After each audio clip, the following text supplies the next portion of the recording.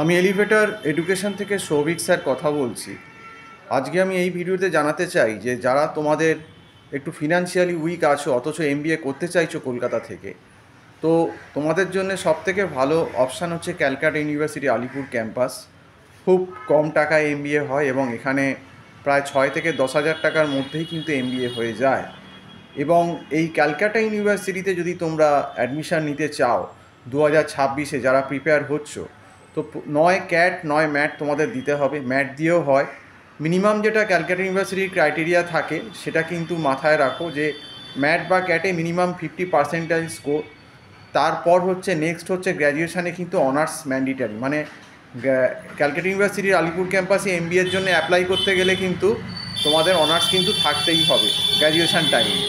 তো এইটা কিন্তু তোমাদের মাথায় রাখতে হবে।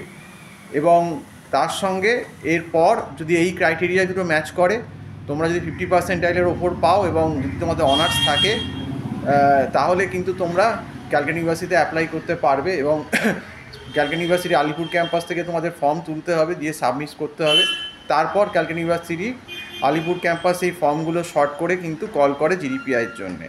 এইভাবেই কিন্তু প্রসেসটা হয়। এবং সিউর কিন্তু অত্যন্ত কম পয়সায় তোমাদের 2 বছরের পুরো ক্যালকাটা ইউনিভার্সিটির ডিগ্রি, এমবিএ এবং AICTE approve full time degree কিন্তু হয়ে যাবে।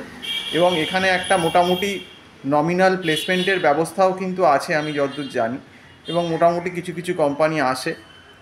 আর সবথেকে বড় কথা, যাই হোক, একটা ক্যালকাটা ইউনিভার্সিটির ট্যাগ, এই ক্যালকাটা ইউনিভার্সিটির ট্যাগ কিন্তু ম্যাকআউটের থেকেও কিন্তু বেশি ভালো।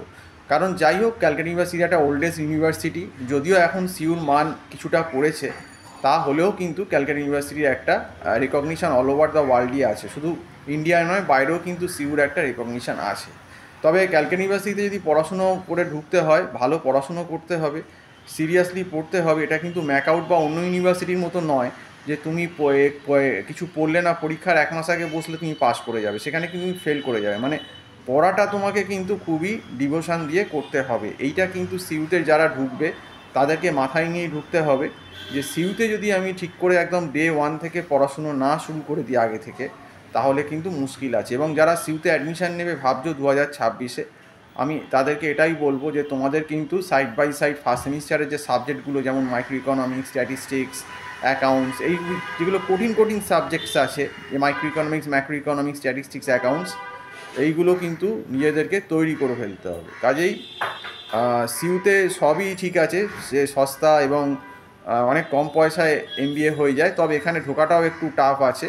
ম্যাটে একটু ভালো স্কোর করতে হবে এবং অনার্স ক্যান্ডিডেট হতে হবে। এবং অনার্সে 50%-এর ওপর থাকলে ভালো গ্র্যাজুয়েশানে, এবং 10-12-এও 60%-এর ওপর থাকলে ভালো। তো এই ক্রাইটেরিয়াগুলো কিন্তু ম্যাচ করাতে হবে, আদারওয়াইজ কিন্তু সিউতে অ্যাডমিশান নিতে পারবে না। তো আজকে এই অবধি বলেই শেষ করছি। সম্পূর্ণ ভিডিওটা দেখার জন্য অসংখ্য ধন্যবাদ। নমস্কার।